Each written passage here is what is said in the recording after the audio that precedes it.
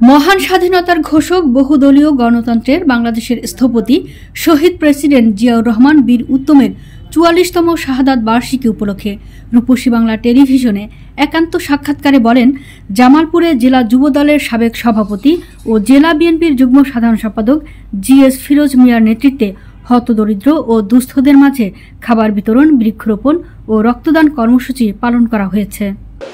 শহীদ রাষ্ট্রপতি জিয়াউর রহমান স্বাধীনতার ঘোষক তার ৪৪তম শাহাদাত বার্ষিকী উপলক্ষে জাতীয়তাবাদী দল জামালপুর জেলা শাখা পক্ষ থেকে এবং আমাদের ব্যক্তিগত পক্ষ থেকে আমি জামালপুর পৌরসভায় ১৭টি পয়েন্টে আমার আজকে দুস্থদের মাঝে খাদ্য বিতরণ, দোয়া মাহফিল, বৃক্ষরোপণ এবং রক্তদান কর্মসূচির আয়োজন করেছি।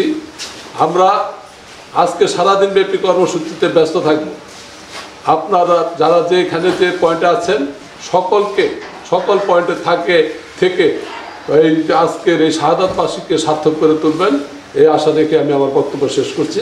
সবাইকে ধন্যবাদ।